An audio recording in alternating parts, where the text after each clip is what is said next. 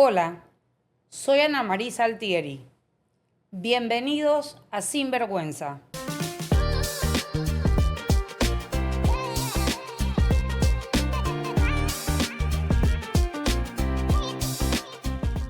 Hoy en Sinvergüenza tenemos el honor de recibir a un hombre cuya historia parece sacada de una película, pero es completamente real. Marino Restrepo, colombiano, artista, productor, músico y guionista, vivió más de 3 décadas sumergido en el éxito, la fama y las prácticas esotéricas, hasta que una noche de Navidad fue secuestrado por la guerrilla de la FARC y llevado a la selva colombiana, donde vivió uno de los episodios más duros, pero también más milagrosos de su vida. Lo que parecía el fin se convirtió en un renacer. En lo más profundo de la oscuridad, Marino tuvo un encuentro directo con Dios, una experiencia mística que lo transformó para siempre. Hoy, convertido en misionero católico, ha recorrido más de 100 países compartiendo su testimonio de fe, perdón y de conversión. Este no es solo un episodio de fe. Esta es una conversación que confronta, que despierta y que definitivamente nos tocará el alma. Y con esto le doy la más cordial de las bienvenidas. Señor Marino, sé que viene desde Colombia con una agenda súper apretada, así que le doy las gracias por haberme dado la deferencia de venir a Sinvergüenza Podcast y poder tener esta conversación tan necesaria en estos tiempos para que la gente sepa lo milagroso que es el Señor y todo lo que puede hacer en nuestra vida. Pues muchas gracias, Ana, por tu invitación y además que te felicito por tu programa de Sinvergüenza. No lo conozco, pero voy a conocerlo en este momento. Sí, va a conocerlo en este momento. Quiero empezar para crear un poquito de contexto, como siempre hago en todos los episodios, de cómo fue su vida familiar, cómo su infancia, viene de una familia católica, cómo fueron sus años, sus primeros años de vida. Yo nací en lo que se conoce como el Eje Cafetero en Colombia. Claro, No sé si lo lo conoces. conozco. Y nací en un pueblito de ese Eje Cafetero em, y en una familia católica muy numerosa. Fuimos 10 en mi casa, todos mis tíos tenían 15 hijos, 18 Wow. hijos. Éramos como una tribu. Nada, claro. En esos años las familias eran muy numerosas, sobre todo en esa área de Colombia que se conoce como el Viejo Antioquia, ¿no? Sí. Y una familia de tradiciones católicas, pero hasta los 14 años viví en el pueblo. Ya después me fui a Bogotá y luego a Europa, Estados Unidos y ya me alejé de mis raíces. O sea, ¿y hoy día vive en Colombia o vive fuera de Pues Colombia? ahora tengo una misión que me embarga el tiempo completo y viajo 11 meses del año. Tengo una casa madre de la misión en Bogotá, pero paso poco por allí. Claro, ok. ¿Y qué recuerdos son los que más guarda usted de su infancia? El campo, nosotros vivimos todos en haciendas de plantaciones de café. Yo iba a caballo a la escuela primaria desde la finca donde vivía y eso fue precioso. Éramos jugadores de polo naturales, que Claro, llevábamos una piedra desde la finca hasta la escuela. Y esto fue una infancia muy linda, una infancia muy orgánica, muy natural. em, y entendíamos muy bien la naturaleza, los animales, y eso me ayudó mucho en mi carácter, en mi personalidad, me dio mucha seguridad humana, mucha fortaleza mental, porque yo descubrí la diferencia entre mi infancia y la infancia de los niños de las ciudades, ¿no? ujú. Hay una fortaleza que da el campo que no la da nada.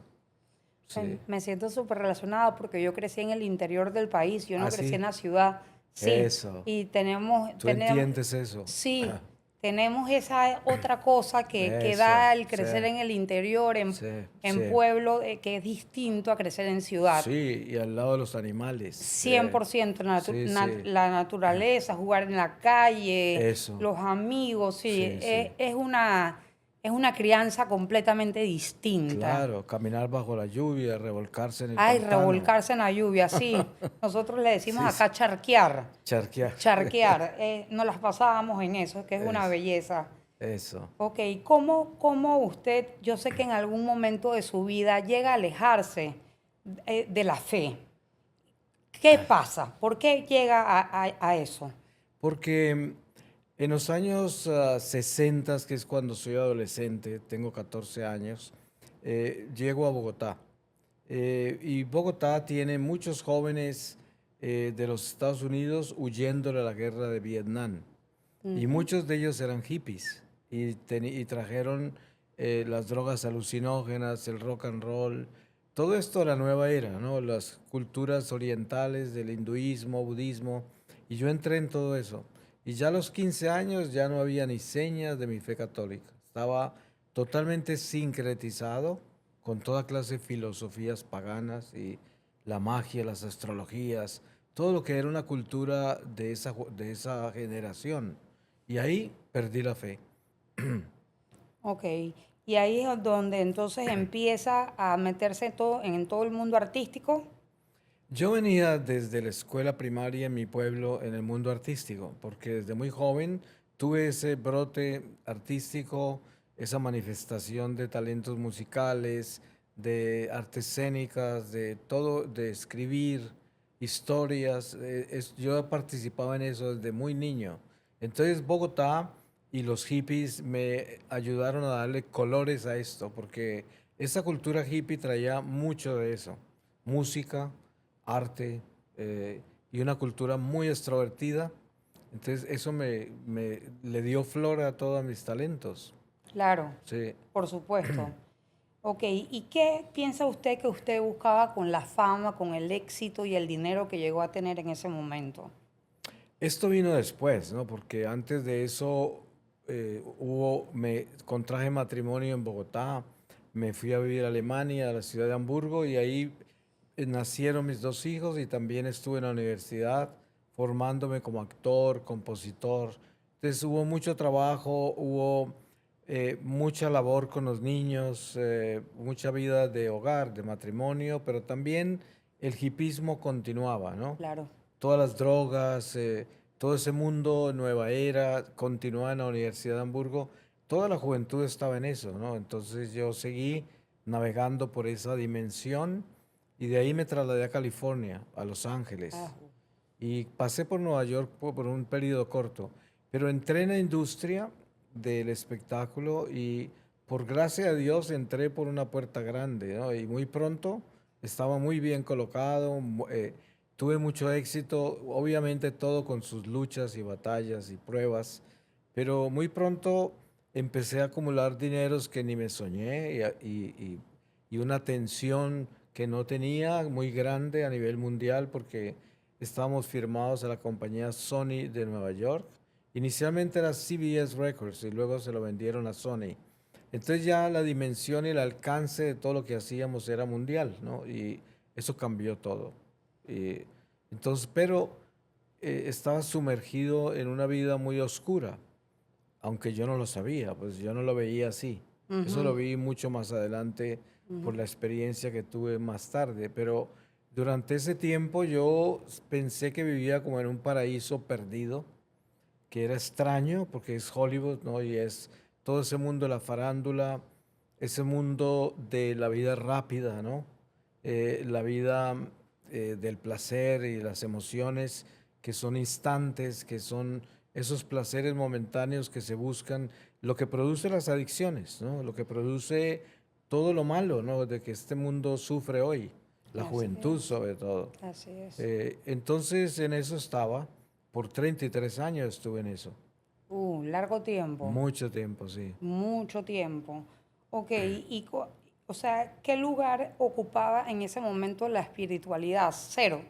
Pues lo que pasa es que porque yo en la adolescencia, cuando salí de mi pueblo y me encontré con el hipismo, yo estaba convencido y toda la juventud conmigo de que pertenecía a esa cultura, de que nosotros éramos muy espirituales, pero estábamos Claro. era naufragados en las filosofías orientales, hinduismo, budismo, que la gente no sabe que eso no es espiritual, es filosófico, ¿no? Ujú. Entonces, yo pensé que esa era espiritualidad y me consideraba una persona muy espiritual, pero al final lo que era una persona esotérica, ¿no? Era una persona mágica, astrológica, cosmológica. Eso se da mucho hoy día Oh, también. sí, la gente está Sí, seducida por eso sí, y equivocada pensando que es espiritualidad. Y sí. sí lo es, pero de la oscuridad. Son los espíritus de la naturaleza, que son los espíritus caídos. Ujú. Y yo estaba en eso. Ok, Sí. ok. ¿Y qué le atrajo de ese mundo de la astrología, la aromaterapia y todas estas prácticas? O sea, ¿qué sentía? ¿Qué le trajo a su vida? Cuando yo llegué a la capital, a Bogotá, de mi pueblo, yo era un provinciano ingenuo. Nosotros vivíamos tradiciones muy religiosas, muy católicas. Lo máximo que tuve yo con mis novias en mi pueblo era tomarla de una mano y eso que en público, ¿no? Ajá. O sea, nunca me había dado un beso con una niña a los 14 años. Entonces en Bogotá me encontré con todas estas gringuitas americanas que fue el encuentro con una vida totalmente desbordada en la lujuria, en todo. Entonces ellas traían la astrología, la cartomancia, la magia. Entonces dentro de esa sexualidad que encontré, encontré también esos elementos. Y todo eso iba junto. Era como un romance con todas esas cosas que pertenecían al mismo ambiente, a la misma cultura. Y todo eso me envolvió, me sedujo terriblemente. Claro, sí, es que tiene un poder increíble, Increíble, increíble. porque se entró en la carne y de la carne se entró a la mente, de la mente al espíritu. Eso fue una seducción de 33 años. No, sí, sí, sí, uno se llega a creer que realmente es Sí, espiritualidad, claro, exacto. 100%. 100%. Ok, luego entonces usted regresa una Navidad a Colombia o regresa a vivir a Colombia. ¿Cómo fue la transición de estar en el medio artístico y regresar a Colombia? Bueno, a partir de que yo dejé Colombia, eh, en los años, al final de los 60, me fui a Alemania, pues nunca volví a Colombia. Iría unas pocas veces a visitar la familia, pero normalmente mis padres, mis hermanos me visitaban en los Estados Unidos.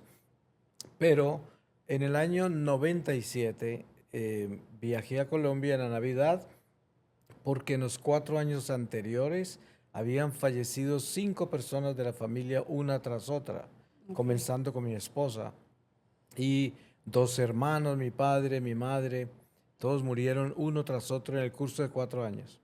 Entonces, esa Navidad era muy triste y yo viajé a acompañar a mis hermanas. Quedaban 4 hermanas y yo. Y por eso viajé a Colombia. Pero seguía viviendo en California, en Los Ángeles. Solo estaba de visita en esa Navidad. De los 10 hermanos que eran, Sí, nada más quedamos quedaban cinco, cinco, 5. 4 hermanas y yo. Ok, Exacto. ok, entonces llega a pasar Navidad con ellas. Exacto. Y en esa Navidad soy secuestrado por las guerrillas de la FARC. La historia de secuestro es larga porque la guerrilla por muchos años había estado atormentando a mi familia en chantajes, en toda clase de cosas, secuestros también. Esta zona cafetera de Colombia es muy rica y ellos siempre estaban detrás de eso, a pesar de que al mismo tiempo esa zona es de gente muy valiente y los guerrilleros no podían entrar como querían porque tenían sus paramilitares, sus defensores y sin embargo a mi madre la estuvieron siguiendo mucho tiempo. Era una persona de fe, mi madre, luego los guerrilleros me contaron cómo es que fueron a secuestrarla como 3 veces y no la encontraron. Y ella era la persona más predecible del mundo. Todos los días a las 6 de la mañana, con su empleada estaba en misa en la misma iglesia, a la misma hora. ¿Cómo no lo iban a encontrar? Tenía rutina, Pero era Dios que la protegía, ¿no? por supuesto. Y murió. Entonces, en el funeral de mi madre me escogieron a mí. Era la ficha interesante porque vivía en los Estados Unidos. Me empezaron a vigilar y se dieron cuenta que me podían sacar dinero a un nivel que no podían a los que quedaban ahí, a mis hermanas o a otros de la familia, y me escogieron a mí. Pero yo me fui por un año. Sin embargo, cuando regresé después del funeral de mi madre, en esa Navidad eh, se regó la voz de que había regresado, porque ellos tienen sus espías en los pueblos, en toda parte, y ya, así fue como me secuestraron. ¿A dónde estaba usted en el momento que lo secuestraron? Estaba en mi pueblo natal, porque mis hermanas viven en Pereira, que es una Sí, ciudad ahí cerca. sí. Y fui al pueblo el 25 de diciembre a visitar parientes y de fiesta, porque es la Navidad es más que todo tremenda rumba, como llaman en Colombia, ¿no? Ujú. Y fui detrás de eso. Yo era un hombre del mundo, ¿no? Mundano. Y a medianoche, cuando entraba a una plantación de café de uno de mis tíos, que iba a dormir ahí, ahí me secuestraron 6 guerrilleros y me llevaron a la selva, amarrado, encapuchado, me escondieron en una cueva. Estuve 6 meses secuestrado. Ok, y ese momento en el que fue secuestrado, ¿cuáles fueron sus primeros pensamientos? Em, Primero, yo tenía mis tragos de alcohol, era un día de fiesta, era medianoche, estaba embriagado, no borracho, pero estaba embriagado. Y entonces el golpe es que quedo sobrio inmediatamente porque el susto es inmenso. Además, yo vivía muy lejos de esa realidad de la guerrilla. A mí Claro. me contaban, ¿no? Y veía de pronto en televisión, pero estar uno en manos de ellos era para mí algo que salía como de una dimensión increíblemente desconocida, pero estaba en manos de ellos, y esta gente violenta, nunca había conocido el mal en persona, y ahí lo conocí, cara a cara. Entonces yo estaba en un pánico increíble, pero me congelé. O sea, mi corazón quedó como de piedra, como congelado, como que no sentía nada, no sentía miedo, no sentía nada. Todo lo que viví fue muy angustioso, desde esa finca de mi tío hasta la selva, a la cueva donde me metieron. Me llevaban amarrado por entre el monte con una soga a la cintura. Unos alaban de adelante, otros de atrás, como llevando un animal, ¿no? Y sin embargo, yo resistí todo eso, pero estaba como hipnotizado, como si estuviera en otra dimensión. Fue algo muy increíble, como anestesiado. En estado de shock, Shock, sí, completamente. en estado de shock, Sí, sí. claro. Ok, ¿y cómo fue la experiencia durante el secuestro? O sea, ¿fueron rudos, fueron crueles con usted? ¿Sufrió ataques físicos? Bueno, ellos me secuestraron por dinero. Por lo tanto, para que ellos logren lo que quieren, tienen que torturarte. Eso es necesariamente la táctica. Porque si uno no ve que le están poniendo presión, pues no les da nada. Claro. Sí. Pero si te empiezan a torturar, tú empiezas a ceder, ¿no? Entonces, claro, la tortura es inminente. Ellos sabían todo lo mío, me habían estudiado perfectamente, que son profesionales, ¿no? Y entonces sabían qué propiedades tenía en California, sabía dónde tenía cuentas bancarias, todo lo sabían. Entonces ellos comenzaron a pedirme cosas y al principio yo estaba reacio a eso, pero entonces llegaron a hacer torturas psicológicas como, por ejemplo, eh, esta mañana fuimos por tu hermana Silvia, ¿no? Y la tenemos en tal parte. Y ella nos contó esto y aquello. Empezaron con ese tipo de torturas. Todos eran mentiras, pero yo pensé que era verdad. Por supuesto. Claro. Y así fue toda la táctica psicológica y física. Yo tuve que cavar mi tumba 3 veces. O sea, en el curso de 4 meses, 3 veces me hicieron cavar la tumba. y me echaban tierra encima ya para que yo aceptara lo que me estaban pidiendo. Me iban a enterrar vivo, ¿no? Y eso les funcionó. A los 4 meses y medio me habían sacado todo el dinero que pudieron sacar. Entonces, como estaba sentenciado a muerte, ya ellos me dijeron, bueno, ahorita lo que queda es esperar las órdenes para ejecutarlo. Entonces estuve mes y medio esperando la ejecución. Y llamaron a mi familia, a mis hermanas, que con mis hijos no tenían contacto. Afortunadamente ellos vivían en California, pero mis hermanas vivían en Pereira. Y las llamaron a decirle, su hermano ha sido ejecutado, está muerto, a los 4 meses y medio, ¿no? Ujú. Entonces toda la familia pensó que yo estaba muerto, salió noticia en los periódicos que había sido asesinado, y etcétera. Em, pero estaba era ahí esperando la ejecución. Ok, ¿y qué sucede mientras espera la supuesta ejecución? Pues era horrible porque todos los días pensaba que era el día en que me iban a matar. Entonces, si los veía afilando un machete, pensaba me van a decapitar. Si tenían un lazo, me van a colgar. Si estaban limpiando las armas, me van a disparar. Todos los días eran así. Y ellos no decían nada. Simplemente me llevaban de un lado para otro, porque esa gente siempre está huyendo. Claro, Ellos andan en una huida permanente. tal cual como se ve en las series, Sí, tal cual. porque son perseguidos por el ejército, por los paramilitares, por campesinos valientes, ¿no? Claro, Sí. claro. ¿Y en qué momento ocurrió ese momento específico místico que tuvo usted durante el secuestro?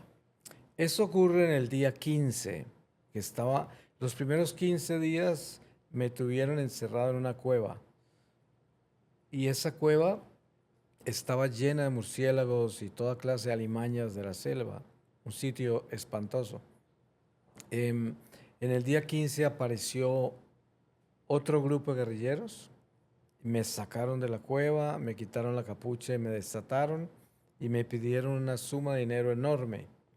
Y me contaron que si yo no pagaba mataban a mi familia y tan pronto pagara me iban a matar a mí, que estaba sentenciado a muerte. Y esa noche es la noche que yo tengo un éxtasis. Yo tenía 47 años esa noche y me encapuchan de nuevo, me encierran en la cueva y entro en un éxtasis. Yo no sabía lo que un éxtasis era. Esto lo aprendí después. Porque en el éxtasis yo pensé que me estaba muriendo. Ujú. Porque aparezco a los 3 años de edad en el éxtasis. Y estoy en un triciclo en el patio de la casa donde nací. Y me recorría los jardines de la casa golpeando las plantas y las flores. Y yo estaba en total pánico porque no sabía qué me estaba sucediendo, pero no podía salir del éxtasis. Y continué reviviendo toda mi vida poco a poco. Cuando pasaba por la edad de 10 o 11 años, comencé a sentir un dolor que no lo puedo explicar porque no era físico. Era el dolor de mi conciencia. Todos esos años, que fueron 33, como te dije ya, que viví en pecado mortal, lejos de Dios, pues mi conciencia había estado dormida. Tú sabes que cuando uno vive en pecado mortal, convenientemente adormece la conciencia y ya no siente nada. Es como el sicario va y asesina y se puede ir a comer un steak por ahí y no se acuerda ni lo que hizo y no le importa, no siente nada. Y lo mismo el que anda en pecado, el que anda fornicando, robando, mintiendo, se hace y no se siente nada, porque la conciencia está dormida. Y uno ni se da cuenta que la conciencia se durmió, pero a mí se me despertó. Y no te puedo describir el dolor que eso causaba, cuando podía ver perfectamente las consecuencias de mi pecado, cuando podía ver el daño que le había hecho a la gente en mi vida de pecado indiferente, de un corazón duro que no tenía amor, por lo tanto a nadie me importaba, y ver todo el sufrimiento que le causé a tanta gente, y también el peligro en que puse mi alma, las ofensas a Dios. Esta primera parte que yo me recorrí, creo, toda mi vida, la llamo una iluminación de la conciencia. Es lo que fue. Después esto se extiende, porque esto es una experiencia mística muy larga, ¿no? Es como el juicio de mi vida ante Dios. Es lo que vive un alma cuando se desprende de este mundo, cuando muere. Que realmente es un nacimiento, uno lo llama muerte, pero si uno muere en gracia de Dios, nace, ¿no? Y el que vive en pecado y no se arrepiente, muere eternamente, pero es una muerte que no termina, que es el infierno, ¿no? Entonces, pues yo tengo en medio de ese éxtasis eh, muchas etapas, ¿no? Porque después de esa iluminación de conciencia, yo aparezco boca abajo en una montaña muy alta, en un silencio que nunca había vivido. Yo lo llamo un silencio perfecto, algo increíble.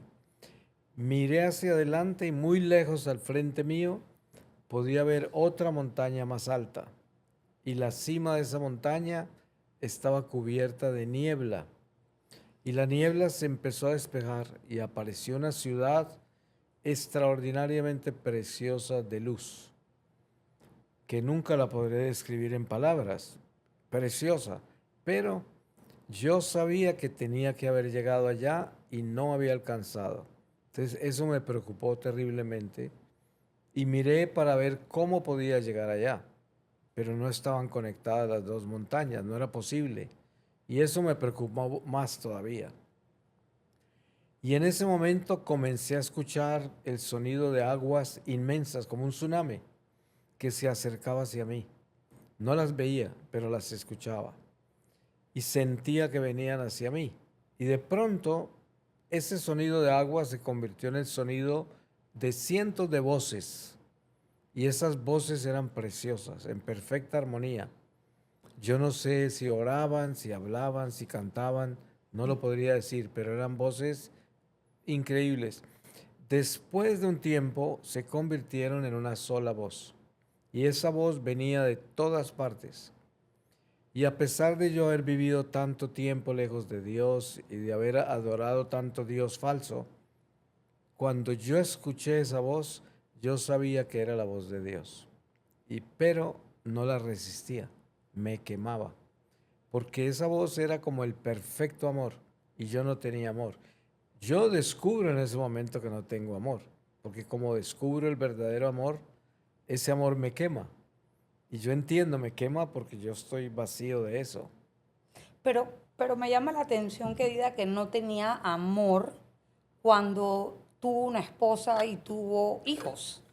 O sea, es contradictorio, ¿no? Porque por naturaleza podemos haber sido muy duros en nuestra vida por las distintas experiencias o por nuestra personalidad, pero cuando se trata de nuestros hijos, de la pareja que escogemos para compartir nuestra vida, siempre ese lado dulce sale a flote. Entonces me habla de que no había amor, de que usted era un hombre muy seco, pero en algún momento tiene que haber habido ese amor. Lo que pasa es que en este caso tendría que explicar algo muy importante y es que hay dos clases de amor. ¿Ok? El amor humano y Sí, el amor incondicional, que es el amor de Dios. correcto. El amor que no tiene egoísmo, apegos, intereses, de nada más que de amar.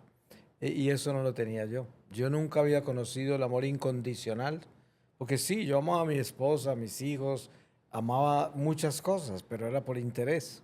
O sea, Claro. es humanamente limpio y humanamente natural y humanamente bueno, pero no es perfecto y no es el amor, porque de la misma forma que amaba a mi esposa, no amaba al prójimo, ¿no?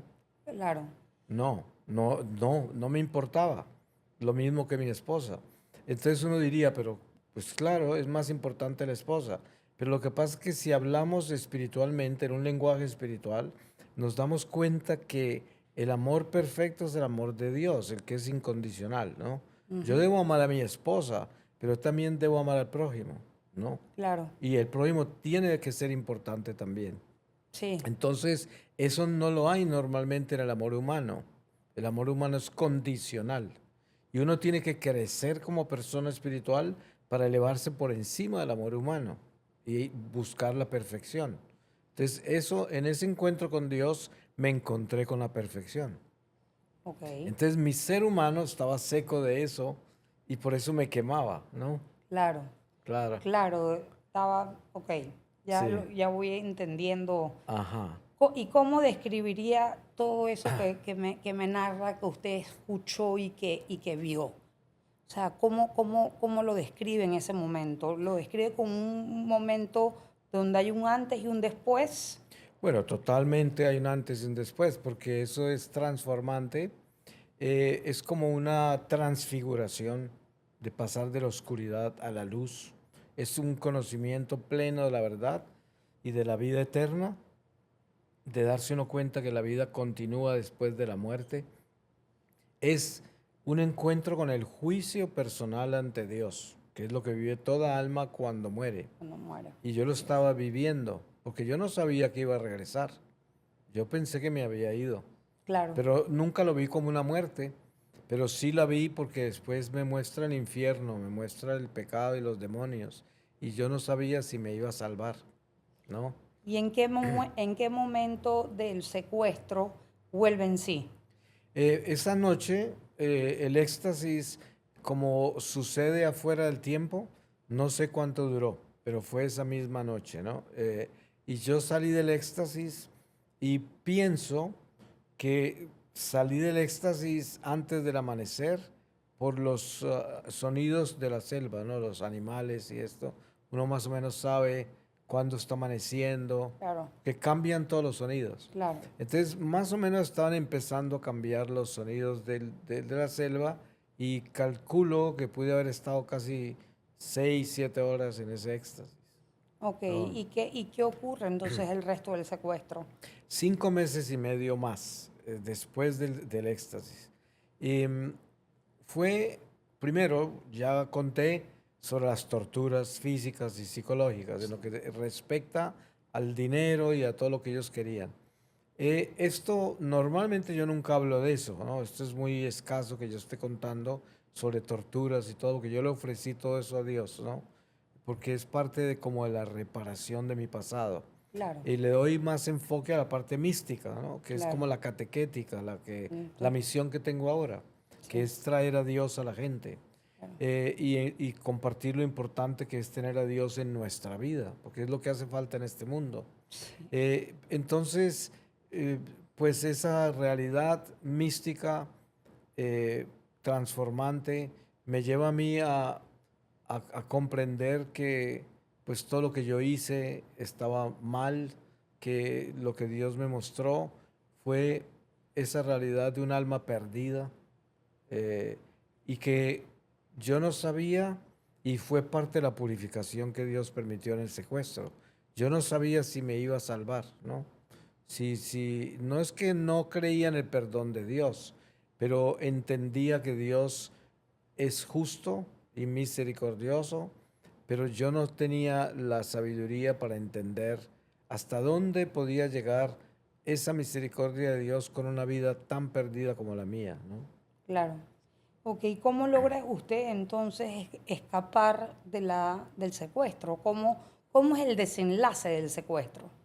A los 6 meses ocurre un milagro, porque yo durante ese tiempo, ese periodo después del éxtasis, le pedí a Dios todos los días que no permitiera que muriera sin confesarme. Era mi mayor tormento, que yo había visto mi vida y sabía que estaba en peligro. Y Ujú. solo la iglesia con el sacramento de la confesión me podía liberar.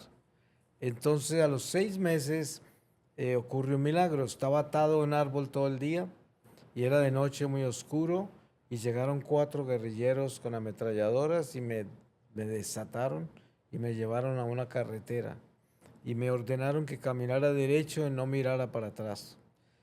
Yo estaba seguro que me iban a fusilar porque estaba sentenciado a muerte, pero no, ahí me abandonaron y yo sé que esos guerrilleros nunca entendieron por qué me dejaron ir, porque ellos estaban como hipnotizados esa noche. Yo nunca los había visto así en esos 6 meses. Y yo sé que fue el Espíritu Santo el que me sacó de ahí. Estoy seguro de eso. Fue un milagro. Así es como salí.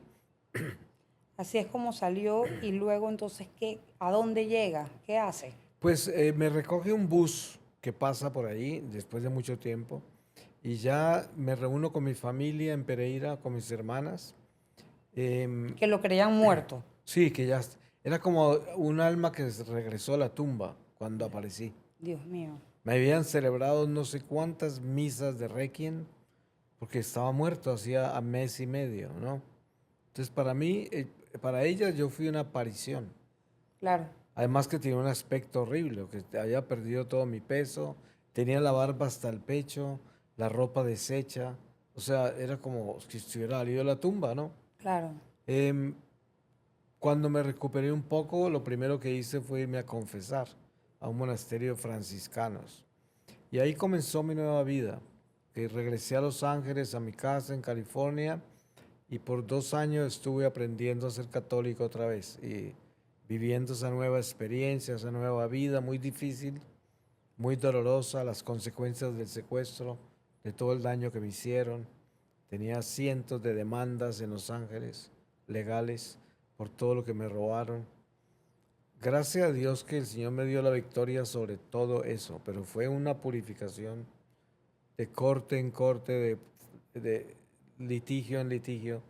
Em, y después de eso, estuve en Colombia en una Semana Santa, 2 años después, y ahí fue cuando tuve una manifestación de Jesús en una iglesia de Bogotá, donde Él me mostró con claridad la misión que quería que siguiera. Y eso es lo que hice hace 25 años. Fundé esta misión de laicos que se llama Peregrinos del Amor. Y viajo por el mundo hace 25 años. Eso es lo que hago ahora. Dictando charlas sobre su experiencia personal y su momento de ese encuentro místico Sí, con Dios. exacto. Y también muchísimos temas sobre nuestra fe y nuestra doctrina católica que por infusión mística comparto como una experiencia personal.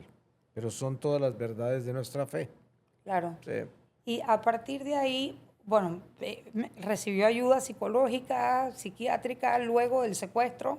Pues esas fueron las recomendaciones de cuanto amigo tenía en California y todo, pero yo nunca acudí a eso. Me entregué, fue a la iglesia, a la oración y permití que la sanación mía viniera de ahí. Ujú. Cuando 2 años después estaba en Colombia y el Señor se me manifestó, yo estaba muy mal, estaba muy golpeado, tenía muchos miedos, muchos problemas por el secuestro. Sin embargo, a partir del momento que dejé mi vida artística y comencé la vida misionera, comenzó la sanación. Ok. A medida que yo empecé a compartir toda esta experiencia, comencé a sentir cómo me sanaba el Espíritu Santo y me sanó. Y pudo demostrar amor por primera vez Sí, después de eso. exacto. Esos fueron los primeros brotes de esa nueva vida que fue sentir el amor. Ese amor que no tenía, esa preocupación por los demás, ese dolor por los demás, ¿no? Cosas que antes nunca la había sentido. Ok. Sí, es como un nacer. Claro. Renació. Sí, sí. Renació. Y ese amor, sus hijos, ¿cómo lo viven? ¿Cómo lo llegaron a vivir? Mis hijos crecieron conmigo sin la fe. Tenían los sacramentos porque las familias nuestras muy católicas siempre insistieron en que los Tradicionales. bautizáramos, Hay que, que hicieran los sacramentos sí, todos lo tenían, pero la mamá murió muy joven y yo quedé con ellos solo y vivía un mundo mágico de nueva era. Ellos nunca practicaron nada de eso ni les interesó, pero crecieron sin la fe. Cuando regresé del secuestro, ellos ya eran hombres independientes, graduados, ya no vivían conmigo y yo los llamé, les compartí mi testimonio, les conté mi experiencia, la encontraron muy interesante y, y ellos me quieren mucho, somos muy buenos amigos, pero no están en la fe. El más joven se casó con una coreana que terminó siendo muy católica, entonces lo están llevando a misa y está como envuelto en la fe. Yo no me meto mucho en eso porque nadie es profeta en su casa, ¿no? Pero sí oro mucho por ellos todo el tiempo y son muy buenos amigos y buenos hijos. Esa es la relación que tengo con ellos. ok. Ok. ¿Cómo nace entonces esta Fundación de Peregrinos de Amor? Hace 25 años, cuando el Señor se me manifiesta en Bogotá en esa Semana Santa, y tengo otra experiencia mística con Él en una iglesia de Bogotá. Em, entonces decido dejar la vida artística y a través de un franciscano que fue mi primer confesor cuando salí de la selva, me ayudó y fundé esta misión con la Arquidiócesis de Bogotá, em, que se llama Peregrinos del Amor. Es una misión de laicos de la nueva evangelización y lo que hacemos es llevar todo este mensaje de la transformación del corazón, del espíritu. Precisamente yo hablo mucho de espíritu, porque una religión sin espiritualidad es una religión muerta. Y hay mucha gente que es muy religiosa, muy rezandera, pero no tiene amor. El amor de que estamos hablando, ¿no? Tienen amor humano, pero no amor espiritual. Y por eso de ahí nace el fariseo, que era tan religioso, pero no tenía amor, pues crucificaron a Jesús, ¿no? Entonces, esto es precisamente parte del gran enfoque que yo tengo. Como decirle a la gente, tenemos que despertar porque hay que crecer, tenemos que elevarnos por encima de esta parte básica humana y entrar en el espíritu. Y pongo ejemplos como este. El diálogo de la samaritana y Jesús en el pozo de Jacob tiene un pasaje muy importante sobre esto. La samaritana se queja de que los judíos dicen solo en el templo de Jerusalén se puede adorar a Dios. Pero Jacob, el patriarca, les había dicho que podían adorar a Dios en ese pozo ahí, donde Él les dio esa agua, que ahí tomaban sus ganados y la gente. Entonces Jesús dice, Llegará el día que ni en el templo de Jerusalén ni en estas colinas adorarán a Dios, porque lo adorarán en espíritu y verdad. Entonces, esa enseñanza es muy importante porque Jesús, todo el Evangelio del Señor es acerca del espíritu, es acerca de mirar más allá de este mundo. Y él mismo dice a Pilato, mi reino no es de este mundo. O sea, eso es como el mensaje central que yo traigo, que la gente, obviamente por la experiencia que yo tuve, que vi el mundo espiritual Claro. y que fui como juzgado en ese mundo como después de la muerte. Y la mayoría de la gente no está consciente de eso, de que todos vamos a pasar por ahí y de que esta vida es muy corta, pronto se acaba. ¿Y qué va a pasar? ¿No? Sí, Entonces, la vida es hoy. sí, La vida es hoy. es hoy. Es hoy. Es La todo lo vi- que tenemos. es todo lo que tenemos. Y definitivamente, si no amamos al prójimo, que es uno de los mandamientos que Dios nos dio, estamos, Sí. estamos muertos, estamos condenados. Hoy estaba en un colegio compartiendo con los jóvenes esta experiencia y al final un joven me preguntó, ¿cómo hago yo para no preocuparme por el futuro? Porque me mantiene atormentado, pensando qué va a ser de mí. Y yo le Claro. dije, lo mejor que puedes hacer es entender que el futuro es de Dios, no es tuyo. ¿Y por qué estás apropiado de Él? ¿Quién te dijo que tienes futuro si te puedes morir hoy? Así de que es una preocupación absurda, es como preocuparse uno por la plata del vecino, ¿no? O sea, Claro. tú no tienes que preocuparte por algo que no es tuyo. El futuro no es de nosotros, le pertenece a Dios, ¿no? O sea, si uno vive hoy bien y hace las cosas bien hoy, si mañana nos dan otro día, pues va a estar en orden, porque hoy lo hiciste bien. Ok. O sea que es día por día. Día por día y ser buen administrador. Pero qué difícil es Sí, en este mundo no irse por el amor humano. exacto. Y el Mm. mundo es un mundo que planea sin Dios y tiene toda clase de objetivos humanos, ¿no? Lo cual no es malo porque no es malo planear, no es malo tener esperanza, no es malo pensar que uno va a estar con sus nietos, con sus hijos, con quién sabe qué. Es bonito todo eso, es parte de la vida que Dios nos dio.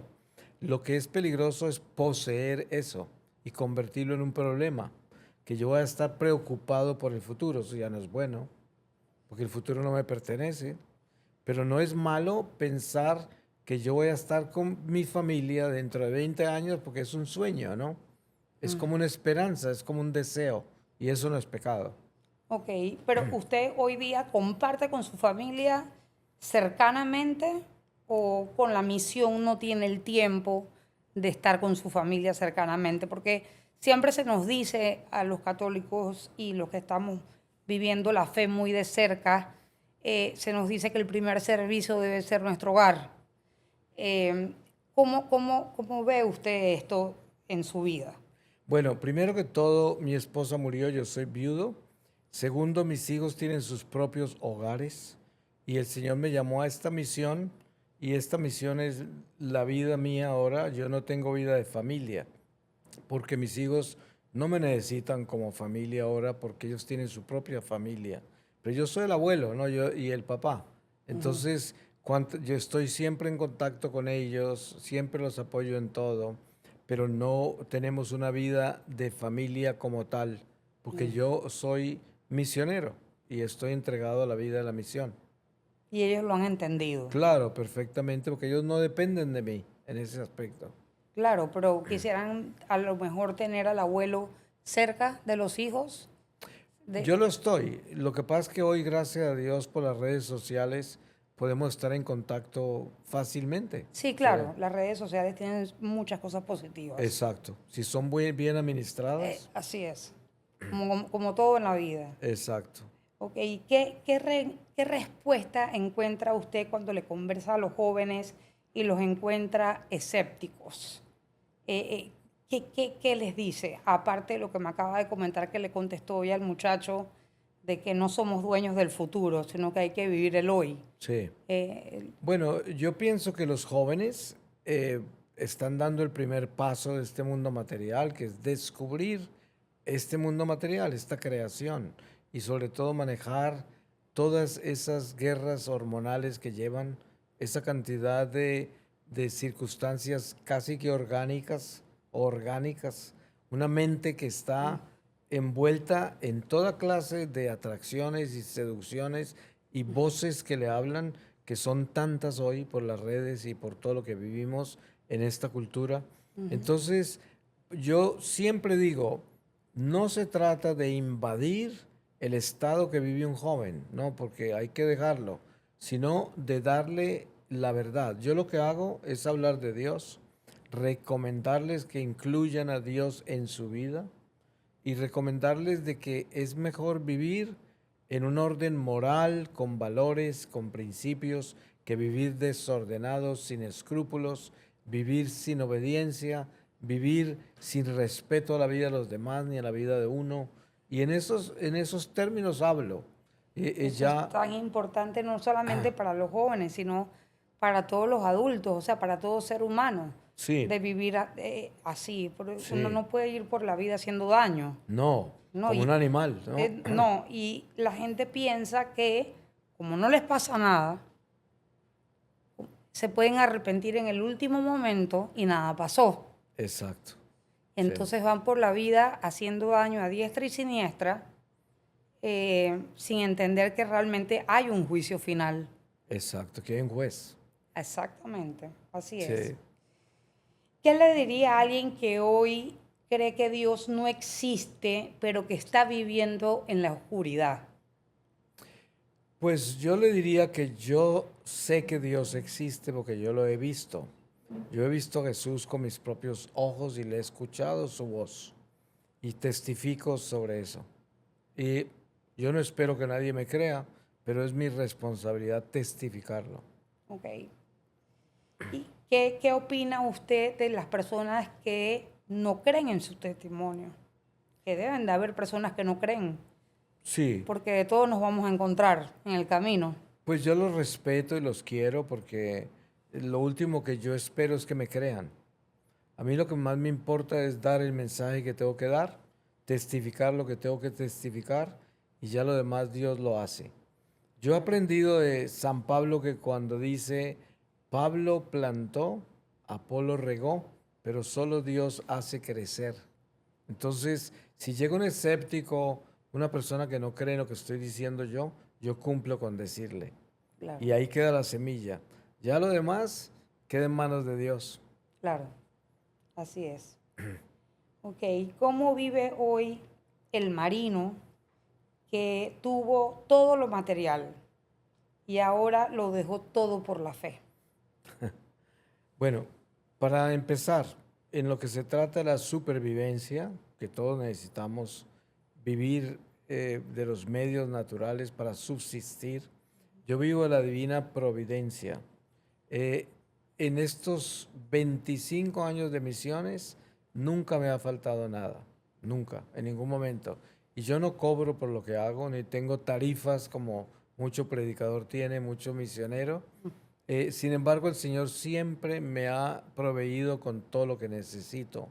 Y eso para mí es muy importante. Esa es mi nueva vida, lo cual fue una gran aventura al principio, porque yo que iba a saber lo que es un misionero, qué es la vida de misiones, ni me lo imaginé.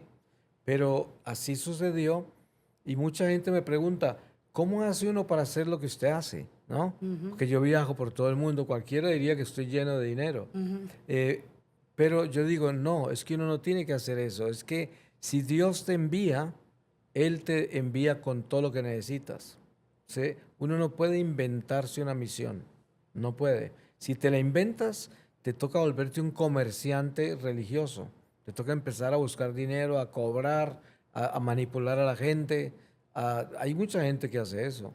En Colombia tenemos mucho instrumento de Dios que vive de la gente, ¿no? Viven pidiendo dinero, manipulando a la gente para que los sostengan con hijos y todo. Y yo digo, pero ¿qué es esto, no? Si cuando Dios te envía, a ti no te falta nada, ¿no? Él toca los corazones de quien tiene que tocar. Como decía San Pablo, yo quiero ir para que ustedes me ayuden, pero no porque yo lo necesite, sino porque es bueno para ustedes que me ayuden a mí, ¿no? Claro, ok. ¿Qué mensaje final quisiera dejar y que quede en nuestro público que nos escucha y nos ve? ¿Qué mensaje de reflexión dejaría el día de hoy? Yo diría, esta vida es muy corta, es una escuela de almas, estamos todos en clase, la lección que estamos aprendiendo es la del amor de Dios. Si no la aprendemos en esta vida, la tenemos que aprender en el purgatorio. Y la forma de vivirla es santificándonos. Pero para santificarnos tenemos que ser buenos y para ser buenos hay que ser valientes, porque hay que ser valiente para perdonar, para tener paciencia, compasión, tolerancia, caridad. Solo los valientes entran al cielo. Hay que pedirle a Dios que nos dé valentía. Bueno, hoy escuchamos un testimonio que desarma el alma, porque Marino nos recuerda que no siempre necesitamos un milagro para creer, pero a veces ese milagro llega como un llamado urgente del cielo. Su historia nos confronta con nuestras prioridades, con los vacíos que intentamos llenar con fama, placer, reconocimiento, y nos enseña que incluso cuando parece que todo está perdido, Dios siempre tiene la última palabra. Gracias, Marino, por atreverte a contar lo que muchos callan, muchas personas, sobre todo de tu país, que han tenido que vivir esta terrible experiencia de ser secuestrado por la guerrilla, por entregarte sin reservas y convertir tu herida en camino para otros. Que tu voz siga tocando corazones por donde pases y que nunca olvidemos que incluso en la selva más oscura, el amor de Dios es capaz de encontrarnos y devolvernos a casa. Y con esto los dejo para el siguiente episodio. Gracias. Gracias a todos por ver Sinvergüenza Podcast. No olviden suscribirse a YouTube y Spotify para ver más episodios.